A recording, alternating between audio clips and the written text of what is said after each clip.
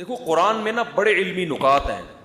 قرآن کہہ رہا ہے یعتذرون الیکم اذا رجعتم الیہم لترضوا عنہم.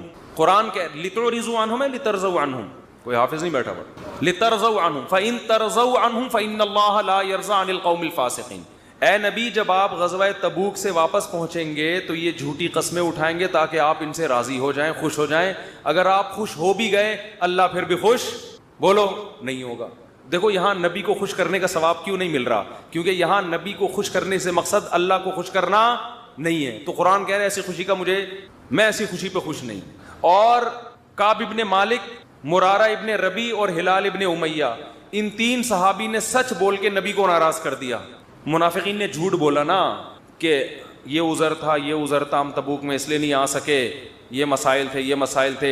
نبی عالم الغیب نہیں, آپ نے کہا چلو بھائی ایسے ہی ہوگا, آپ خوش ہو گئے ٹھیک ہے بھائی جاؤ, کوئی سزا نہیں کچھ بھی نہیں. اللہ نے کہا آپ خوش ہیں, اللہ نہیں خوش ان سے. دوسری طرف منافقین جو مخلص صحابہ تھے تین, کعب ابن مالک, مرارہ ابن ربی, ہلال ابن امیہ, یہ تین صحابی نے سچ بولا. یا رسول اللہ کوئی عذر نہیں تھا, بس ہم سستی کی وجہ سے پیچھے رہے, کوئی عذر نہیں تھا, جانا چاہیے تھا, ہم پہ فرض تھا, لیکن باغ پک چکے تھے, سب کچھ تیار تھا, پھر بھی نہیں گئے, کوئی عذر نہیں ہے. سچ بولا نا, نبی غضبناک ہو گئے. نبی کیا ہو گئے؟ اس لیے نہیں کہ سچ بولا ہے, اس لیے کہ جب کوئی عذر نہیں تھا تو پیچھے رہنے کا کوئی جواز بنتا نہیں. آپ نے فرمایا قم, جاؤ یہاں سے, حتی یقضی اللہ فیکم, اللہ فیصلہ کرے گا تمہارے بارے میں. 40-50 دن بائیکاٹ ہوا, یہاں تک کہ صحابی کہتے ہیں نبی نے سلام تک کا جواب نہیں دیتے تھے. کیا گزری صحابہ پر, مگر قرآن کہہ رہے ہیں میں کیا تھا ان سے بولو راضی تھا, کیونکہ مجھے خوش کرنے کے لیے انہوں نے سچ بولا. تو پھر اللہ نے پیغمبر کو بھی راضی کر لیا بعد میں, اور اتنا خوش ہو گئے پیغمبر, فرمایا اللہ نے تمہاری تو. اچھا اور سنیں, اسلام کے عقیدے بتا رہا ہوں کتنے واضح ہیں کہ ہم اسلام کو فالو کسی مدرسے کے کسی بندے کی وجہ سے نہیں کرتے. اور یہ بھی بتا دوں اس ایک بندے کی وجہ سے مدرسوں کو بدنام کرنا کہ مدرسے ایسے ہوتے ہیں یوں ایسے ہوتے ہیں, یہ بھی وہی زیادتی ہے جس کا میں نے بھی تذکرہ کیا. جب حضرت کعب ابن مالک کی توبہ قبول ہوئی تو ان کو خوشخبری پہنچی, وہ نبی کے پاس آئے.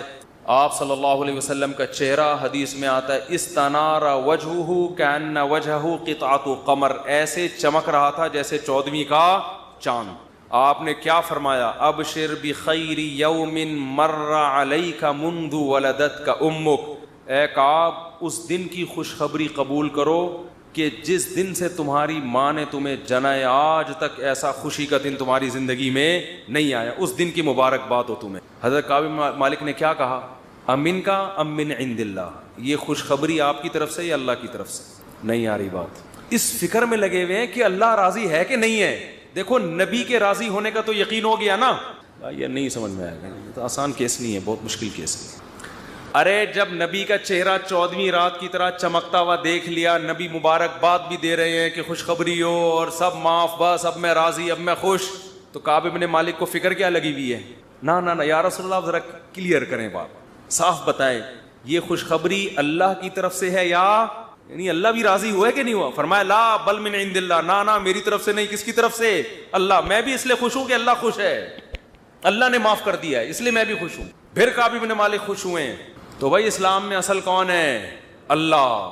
تبھی علماء کہتے ہیں کسی سے تنہائیوں میں گناہ ہوا ہو بالفرض, اللہ نہ کرے, اور اس نے توبہ کر لی, پھر لوگوں کو پتہ چل گیا, لوگ تانے دے رہے بے تو ویسا تھا, ان تانوں کی پرواہ بولو مت, بولے نہ تمہارا جرم کیا اور نہ ہمیں تم سے معافی مانگنے کی ضرورت, جس سے کیا ہے وہ جانتا ہے. لوگوں کو لفٹ کرایا کرو زیادہ, کیونکہ لوگ اس چیز کو مسلط کر لیتے ہیں. ہمارے حضرت کے پاس ایک بندے کا فون آیا لندن سے, کہتا ہے یار میں نے گناہ کیا تھا, پکڑا گیا, کہہ رہے میں نے توبہ کر لی, رو کے گڑ گڑا کے اتنی معافیاں مانگی کہ اللہ نے بھی دل میں سکون ڈال دیا کہ میں نے تجھے معاف کر دیا, کہ لیکن پبلک معاف کرنے کے لیے تیار نہیں. پبلک جب بھی گزر کرے ہے نا وہی, تو پبلک کا دل تو چھوٹا ہوتا ہے نا, پبلک کا دل کیا ہوتا ہے. تو ایسی صورت میں پبلک کو زیادہ لفٹ نہیں کرائے, بولے جاؤ تمہاری ایسی کی تیسی, ہم جانے اللہ جانے تو کون ہوتا ہے بھائی میرے کو. اور قرآن کے الفاظ دیکھو یار, وَمَن يَعْمَلْ سُوءًا أَوْ يَظْلِمْ نَفْسَهُ ثُمَّ يَسْتَغْفِرِ اللَّهَ يَجِدِ اللَّهَ غَفُورًا رَحِيمًا. ایسے وجد والی آیتیں ہیں. فرمایا جو بھی گناہ کرے گا, اپنی جان پہ ظلم کرے گا, ظلم ہو گیا, گناہ ہو گیا, شیطان نے بہکا دیا اس کو, غلط ہو گیا اس سے, حقوق العباد سے اس کا تعلق نہیں ہے، کیونکہ حقوق العباد میں پھر اس بندے سے بھی معافی مانگنا ضروری. کچھ جرائم ایسے ہیں جو اللہ اور بندے کے آپس کے معاملات. فرمایا پھر اس کو خیال ہوا کہ بھائی خدا تو انتقام لے گا، اور ویسے بھی غیرت کے خلاف ہے جس نے اتنے احسانات کیے اس کو ناراض کرنا. قرآن کہہ رہا ہے ثم یستغفر اللہ، پھر وہ اللہ سے کیا کرتا ہے؟ معافی. کیا عجیب الفاظ ہیں. اللہ نے یہ نہیں فرمایا غفارہ اللہ، اللہ اسے معاف کر دے گا، نہ نہ نہ، یہ انداز نہیں ہے، یہ اللہ اس سے انتقام نہیں لے گا. فرمایا یجید اللہ غفور الرحیم، وہ اللہ کو پائے گا، وہ دیکھے گا کہ اللہ غفور بھی ہے اور رحیم، وہ دیکھے گا اپنی آنکھوں سے. یہ ایسے ہے جیسے ہم کسی کو دعوت دیں کہ آپ ہماری دعوت پہ آؤ، آپ پوچھتے ہیں کیا کیا ملے گا. ایک طریقہ ہوتا ہے آپ بتائیں بھائی بریانی کا انتظام بھی ہے، کباب بھی ہیں، اور اللہ بھلا کرے چکن کا بھی انتظام ہے، اور کڑھائی بھی ہے، 2-4 چیزیں اور بتا دی آپ نے، تو ذہن میں رکھ کر آئے گا ٹھیک ہے بھائی یہ چیزیں ہوں گی. ایک اسٹائل یہ ہوتا ہے وہ کہ بھائی کیا ملے گا، تو آپ اس کو بتائیں جب تم آؤ گے نا تو میری دعوت میں پہنچنے کے بعد تمہیں محسوس ہوگا کہ وسیم بھائی چھوٹے موٹے سیٹ نہیں ہیں، وسیم بھائی نے دعوت یہ جی تم پالو گے، یہ چیز محسوس کرو گے کہ وسیم بھائی طبیعت کے تنگ، ایسا دسترخوان ہوگا، چھوڑو بریانی کباب، وہ غریبوں والی باتیں ہیں. کیا بریانی، مسالے والی بریانی، اور مفتی صاحب کے بیان سنتے رہتے الٹے الٹے، مسالے والی بریانی، چپلی کباب، کوئٹہ کی چائے. ابے بھائی چھوڑو یہ باتیں، یہ تو کہیں کھانچے وانچے میں پڑی ہوئی ہوگی. ٹھیک ہے نا. یجید تم پاؤ گے، مجھے محسوس کرو گے کہ یہ چھوٹا موٹا سیٹ نہیں ہے. دسترخوان دیکھ کے اندازہ ہو جائے گا بھائی کوئی بہت بڑا آدمی ہے. قرآن کیا کہتا ہے؟ جو گناہ کرے گا اور توبہ کرے گا یجید اللہ غفور الرحیم. اللہ یہ نہیں فرما رہے کہ اس کو معاف کروں گا، اللہ فرماتے ہیں جیسے کوئی بندہ دعوت پر آئے تو آپ کہو بھائی تم پاؤ گے کہ میں چھوٹا موٹا سیٹ نہیں ہوں. ہاں میں اس پہ واقعہ سنا رہا تھا کہ حضرت مولانا طارق جمیل صاحب ایک دفعہ کویت کے شہزادوں نے ان کی دعوت کی، تو اب وہ کیا تصور دماغ میں لے کے گئے ہوں گے. فرماتے ہیں میں حیران ہو گیا، اونٹ کے بچے صحیح پورے روسٹ نہیں آئی سمجھ میں. آپ کو پتہ ہے اونٹ کا بچہ کسے کہتے ہیں؟ اونٹنی کے جو بچے ہوتے ہیں نا وہ ذبح کر کے کھال اتار کے کنووں میں پورے روسٹ چاول بھر کے دسترخوان پر رکھے. بکرے روسٹ تو سنے ہوں گے، اونٹ روسٹ نہیں سنے ہوں گے. اب یہ جو شہزادے ہیں ان کے لیے یہ کوئی اتنی بڑی چیز نہیں ہے، ان کی یہ بریانی ہے. ٹھیک ہے نا، ان کے لیے کیا ہے. اب ان سے اگر مولانا طارق جمیل صاحب پوچھیں شہزادوں سے جی آپ کی دعوت ہے کیا کیا ملے گا، تو ان کو غصہ آئے گا نا، نہیں آ رہی سمجھ میں یار. او بھائی ان کو غصہ آئے گا نا کہ یار ہم کویت کے شہزادے ہیں، ہماری کرنسی دیکھو، اور ہم یہاں کا تو غریب آدمی اتنا پرتکلف کھانا کھاتا ہے، اور تم شہزادوں سے پوچھ رہے ہو کھانے میں، آپ کو غم ہو رہا ہے کہ پتہ نہیں بریانی ملے گی کہ نہیں ملے گی، پتہ نہیں روٹی ہوگی کہ نہیں ہوگی. تو اگر وہ ان سے پوچھتے تو وہ جواب میں یہ تھوڑی کہتے کہ یہ بھی ہے یہ بھی ہے، وہ کہتے بھائی آ جاؤ پتہ چلے گا شہزادوں نے دعوت کی. آ جاؤ گے تو پتہ کیا چلے گا؟ پتہ چل جائے گا کہ شہزادہ بھی کوئی نائجیریا کا نہیں، کہاں کا؟ کویت کا، عرب شہزادہ ہے، اس کی دعوت ہے، آپ آئیں. اور ان کو پتہ چل گیا، انہوں نے بیان میں بھی بتا دیا. تو اللہ کا انداز یہی ہے.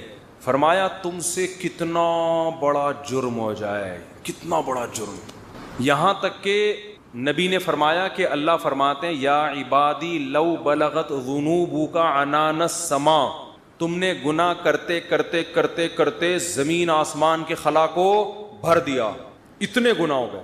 ثم استغفرونی، پھر ایک دن تمہیں خیال آیا یار یہ غلط ہوا، یہ نہیں ہونا چاہیے، رب کو منانا چاہیے، بالآخر اس کا انجام برا ہے، گناہ کی سزا ملتی ہے.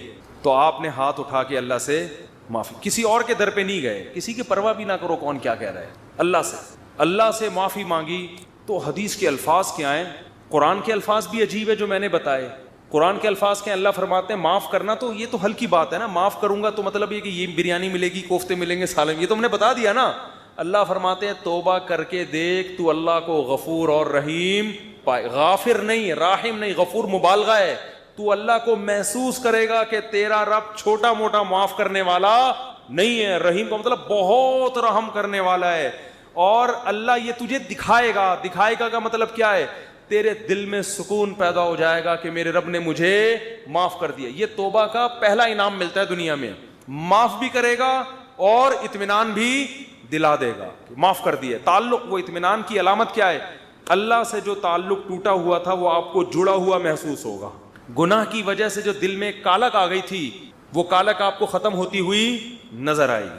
یہاں تک علماء کہتے ہیں کہ بعض لوگ گناہ کر کے ایسی توبہ کرتے ہیں کہ گناہ سے پہلے جو اللہ کا ان سے تعلق تھا نا, گناہ کے بعد جب توبہ کی تو اس سے زیادہ اچھا تعلق پیدا ہو جاتا ہے ان کا, پہلے سے بھی زیادہ اچھا اللہ کی محبت پیدا ہو جاتی ہے. یہ تو قرآن میں, حدیث میں کیا آتا ہے کہ اگر زمین اور آسمان کے خلا کو تم نے گناہ کر کر کے پر کر دیا, ثم استغفرونی, پھر مجھ سے مغفرت طلب کرو, لغفرت, معاف کروں گا. اتنا کافی تھا نا یہ جملہ. یار نہیں آ رہی سمجھ میں. دیکھو اللہ یہ کہہ دیتے کہ زمین اور آسمان کے خلا کو پر کر دیا, مجھے ناراض کیا ہے نا, پبلک کے پاس جانے کی ضرورت, عیسائیوں میں پادریوں کے پاس جا کے معاف کرواتے ہیں, اتنے پیسے لے لو معاف کر دو. اللہ کہتے ہیں پادری کا کیا بگاڑا ہے تم نے, ناراض مجھے کیا ہے, نماز چھوڑی ہے مجھے ناراض کیا, زنا کیا مجھے ناراض کیا, انٹرنیٹ پر فحش فلمیں دیکھی مجھے ناراض کیا, یہ جو ہو رہے ہیں گناہ آج کل, کچھ بھی کیا مجھے ناراض کیا نا, آؤ میرے سامنے گڑ گڑاؤ. تو اللہ نے کیا کہتے ہیں, زمین اور آسمان کے خلا کو پر کر دیا, پھر مجھ سے معافی مانگو گے معاف کروں گا. کافی ہے نا, بس کر دیا معاف. آگے اللہ ایک اور جملہ بناتے ہیں, لا ابالی, کسی کی پرواہ. بولو اردو میں لفظ سماتے ہو کہ بڑا لا ابالی قسم کا آدمی ہے, سنا یہ لفظ, ہاں بولنے میں کچھ ٹیکس لگتا ہے. لا ابالی کہتے ہیں نا, یہ عربی کے لفظ سے آیا لا ابالی. لا کا مطلب نہیں, ابالی کا مطلب پرواہ نہیں کرتا میں کسی کی. جیسے جو آدمی کسی کی پرواہ نہیں کرے بڑا لا ابالی سا آدمی ہے. تو اللہ کیا کہتے ہیں, لا ابالی, معاف کروں گا کسی کی پرواہ نہیں. کیا مطلب, یہ جملہ لگانے کی کیا ضرورت تھی؟ جملہ اس لیے لگایا جا رہا ہے کہ بہت سے نیک لوگوں کو اعتراض ہو سکتا ہے, اے اللہ اتنے سارے گناہ سیکنڈوں میں معاف, یہ بات ہماری کھوپڑی میں بولو نہیں, کچھ تو تھوڑی سی ہوتی. جیسے ایک بیٹا نافرمان ہو, 20 سال باپ کو ستاتا رہے, اب باپ کو زندگی بھر ستایا اس کو, باپ نے کہا ایسی کی تیسی ہے, ابھی دیکھتا ہوں میں جائیداد سے آگ کر دوں گا, میں یہ کر دوں گا. باپ بوڑھا ہو گیا, مرنے لگا ہے بھائی, اب جائیداد کی تقسیم کا وقت آ رہا ہے, اور اب یہ گیا, اس کو پتا ہے کہ اب تو سارا معاملہ خراب, زندگی بھر ستاتا رہا. آخر میں آ کے ابا سے کہتے ہیں, ابا I am very very sorry. ابا کہتے ہیں چل جا معاف کیا. دوسرے بیٹوں کو آئے گا نا غصہ, ہے بھائی ابا یہ کیا, یہ تو آپ کے رحم دل ہونے سے ناجائز فائدہ اٹھا رہے ہیں بھائی, ابھی آپ کے جانے کا وقت ہے اور یہ آگے سوری کر کے چلا گیا. تو ابا اگر ابا ہوں گے تو آپ دوسرے بچوں کو کیا بولیں گے, باپ تم ہو یا میں ہوں؟ کیا خیال ہے, باپ تم ہو یا, ٹھیک ہے تمہارا مشورہ ہے میں نے سوچ لیا. باپ بہرحال کون ہے, میں, میری مرضی, میری جائیداد ہے, میری میراث ہے, میں کسی کو بھی نہ دوں, میں صدقہ کر دوں, جاؤ. لیکن انسان کا اتنا ظرف ہوتا نہیں ہے. اب اللہ پر تو موت واقع نہیں ہوگی, لیکن انسان پر تو موت واقع ہوتی ہے, اور موت کے بعد رحمت کے چانسز ختم, توبہ کے دروازے بند. ساری زندگی گناہ کرتا کرتا اب موت سے پہلے اللہ سے کیا کہہ دیتا ہے, آئی ایم سوری, معاف کر دے. تو اللہ کہتے ہیں کہ میں معاف کر کے, آگے پہلے ہی بتا دیا کہ کسی کو اعتراض کرنے کا حق, اللہ کو پتہ ہے بہت سارے لوگ آئیں گے, یا اللہ یہ کیا ہے بھائی, یہ کیا اتنے سارے گناہ ہو رہے ہیں اور اس نے معافی اور 1 سیکنڈ میں معاف, یہ تو تیری حکمت کے خلاف ہے, یہ تو مصلحت کے خلاف ہے, یہ تو یوں ہے, یہ تو ناانصافی ہے. اللہ کہتے ہیں بولنے دو, مجھے پرواہ, بولو نا, تم نے تھوڑی جہنم بنائی ہے, میں نے بنائی ہے. نافرمانی اس نے میری کی, معاف کرنے کی طاقت مجھے ہے, تو میں جس کو چاہوں معاف کروں. تمہیں کیا تکلیف ہو رہی ہے, تم اپنی بات کرو مجھ سے, کہ تمہیں کسی جرم کے بغیر میں سزا تھوڑی دے رہا ہوں. یہ جو الفاظ ہیں نا, لا ابالی, یہ بڑے زبردست الفاظ ہیں. مجھے اس پر اکثر ایک چٹکلا یاد آتا ہے, وہ میں ہر بیان میں جب بھی اس حدیث کی تفسیر کرتا ہوں وہ سناتا ہوں کہ اس کی مثال کیسے ہے. اس کی مثال ایسے ہے, یہ جن لوگ پہلے سے بیان سن رہے ہیں انہیں یہ واقعہ سنا ہے, نئے لوگ بھی آ جاتے ہیں نا, پرانے والے اصل میں اعتراض کرتے ہیں, یار وہ گھسے پٹے قصے بار بار سنا کے نا تھک گئے ہم. تو بھائی آپ کے لیے گھسے پٹے, نئے لوگوں کے لیے کوئی مارکیٹ میں نیا آئے گا تو بتائیں گے ہم, اب آ ہی نہیں رہا. تو وہ ایک اونٹ, ایک بیل اور ایک دمبا, یہ بس واقعہ سنا کے بیان ختم کرتا ہوں, کچھ چند سوالات کے جواب دینے. اونٹ, بیل اور دمبا یہ کہیں جنگل میں سفر کے لیے نکلے, کھانا ختم, ایک گٹھری نظر آئی گھاس کی. اب تینوں میں پھڈا ہو گیا, اونٹ کہہ رہا ہے میں کھاؤں گا, بیل کہہ رہا ہے میں کھاؤں گا, دمبا کہہ رہا ہے میں کھاؤں گا.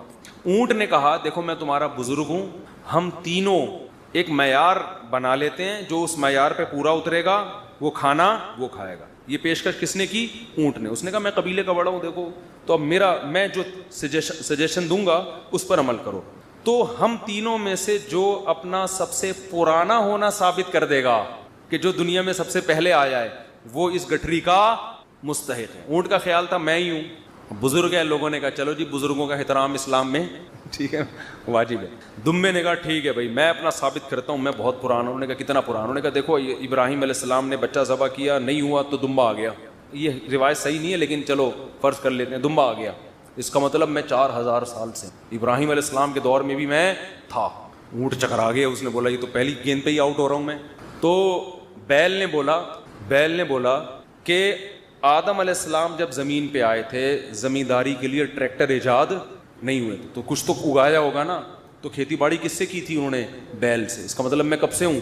دمبا تو آؤٹ ہو گیا نا.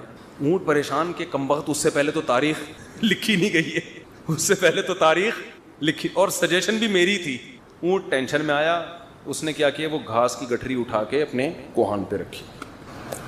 تو دمبے نے بولا بھائی میں تو بہت پرانا ہوں. اس نے بولا مانتا ہوں, میں نے کب کہا آپ بہت پرانے ہیں, میں آپ کے بعد آیا ہوں. بیل نے کہا میں تو اس سے بھی پرانا ہوں. اس نے کہا میں نے بولا کہ آپ پرانے نہیں ہیں, تو بھائی یہ پھر ہمیں دو. اس نے کہا دم میں تو لے لو. اس نے کہا ہمت ہے تو اٹھا لو.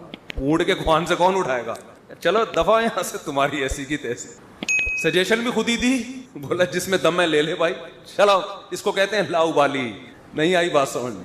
اللہ ایسا نہیں کرتا کہ وہ اپنی تجویز کے خلاف چلے. یہ تو میں نے صرف ایک واقعہ سمجھانے کے لیے کہ بھائی اللہ کے سامنے کون لڑ سکتا ہے, اللہ کے سامنے کون دلائل دے سکتا ہے کہ اللہ وہ اتنے سارے گناہ کیے تو 2 منٹ میں معاف کر رہا ہے.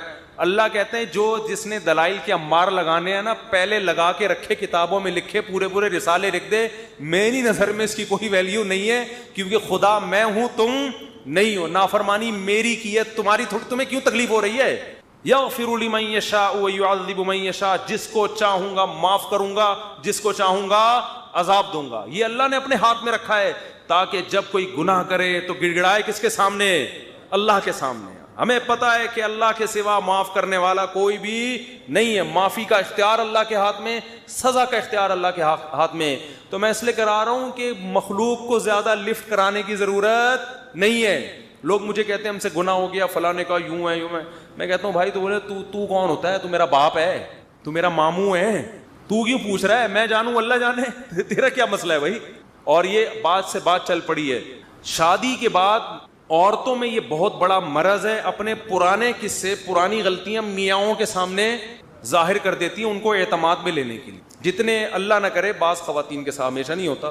ستار بھائی وسیم, ستار کو چھوڑو یار, نیک آدمی ہے, کوئی بھی چکر ان کے چلے ہوتے ہیں تو وہ اپنے شوہر کو اعتماد میں لینے کے لیے کہ میں آپ سے اپنے, دیکھیے آج میں آپ سے اپنے دل کی کچھ باتیں شیئر کرنا چاہتی ہوں.